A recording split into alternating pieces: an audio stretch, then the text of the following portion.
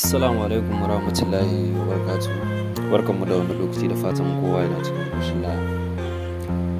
Insha Allah bidiyon mu ne zai magana ne akan waɗansu saituna ko kuma in ce wasu dubaru da aka bi ɓangaren YouTube. Za ka ga mutum ya aza bidiyon shi ko kuma in ce channel ɗin shi gaba ɗaya ba ta yawo sama YouTube. Haka mutane idan aka yi sacin ba a yawan samun ka, ya kamata a ce normal man ka sassaita waɗansu abubuwa da zan shirin nuna muku wanda channel ɗinka da zaran an sa suna akasin da zaran an sa suna dai wanda ya kama da channel ɗinka, ya kamata a ce channel ɗinka ta yi a fishi, ba wai dole sai an saka sunan da daidai sannan za ka kana ganin waɗansu channel ɗinka da zaran ka kwatanta sunan su kawai za ka ga sunan channel ɗinka da dama an ka maka su wanda suka riga sun sassaita waɗannan abubuwa kenan. Don insha Allah zan nuna maka yadda za ka yi ka sassaita waɗansu abubuwan da zara yi da shashin su insha Allah za a samu channel ɗinka. Da farko abin da za ka yi shi ne za ka shiga cikin misali za ka shiga cikin an ka shiga cikin Google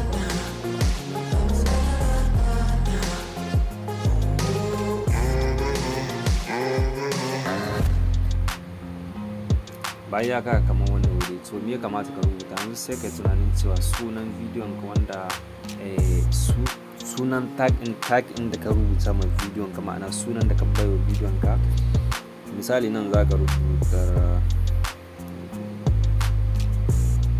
bayan ka sacin zai kawo maka kamar haka wani website na za mu yi amfani da shi wanda zai taimaka maka wajen sauwaƙe wajen idan aka yi research in channel ɗinka za a rika samun shi. Misali bayan ya nuno maka kamar haka sai ka hau da shi ko ma tsari kamar irin namu. Bayan ka mai da shi kamar haka za ka ya koma da hannu. So wannan wuri abin da za ka yi shi ne za ka ɗauko sunan bidiyon ka, ma'ana misali sunan da ka saka a bidiyon ka, yadda ake samun kuɗi sama da Facebook ko kuma yadda ake samun kuɗi sama da dai sauransu, ko kuma ka rubuta nan ko kowane irin suna da ka saka mai bidiyon ka shi za ka saka wani wuri.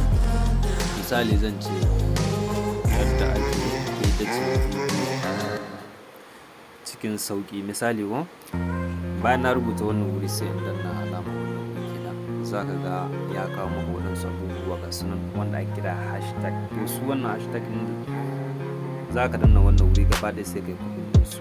Bayan ka kuɗin ɗinsu za ka shiga cikin YouTube studio ɗinka sai ka dibi bidiyon ka wanda ka amfani da shi ko kuma in ce bidiyon da kaga buƙatar ka saka ma wannan abu, kawai za ka shiga bangaren shi sai ka zo ka saka. Misali a kaddara ga shi hakan ga na shigo wata channel dama, misali yanzu ga ta wannan channel kuma kuna ganin gaba. Bayan na shigo misali haka sai in shiga cikin bidiyo kamar haka sai in danna wannan alamar bidiyo. Bayan na danna alamar bidiyo nan zai kawo ni kamar haka sai in danna wurin na abin da ake da buƙata dama wannan wuri ana son ka saka sunan channel ɗinka kafin ka saka, for example da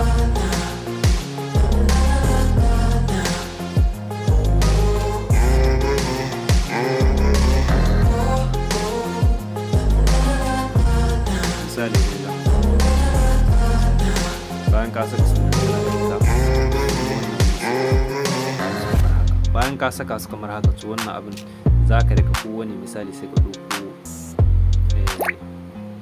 gas sai ka sami shi misali kamar haka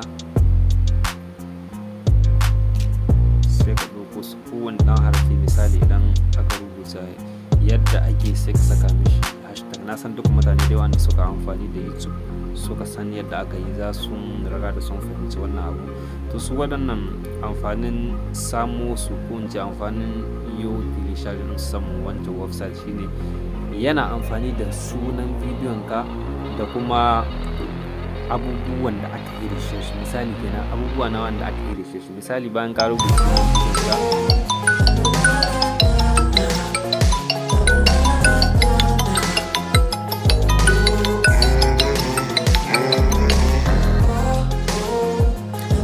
sunan bidiyon ka raga da kasa su duk wani abu wanda ya kama da bidiyon ka insha Allah da zara an yi sati ko ga abubuwa da gani ga su wannan wuri da zara an saka wani dan mu wanda ya kama da irin su. Misali yadda ake ga hinan da sauransu ga sunan abubuwa ga sunan daban-daban, bidiyo menene Facebook, video editing, samun kuɗi da sauransu ga sunan. To duk wannan kalamai da zara ayi research din su sama YouTube, insha Allah YouTube ɗinka zai wafi shi.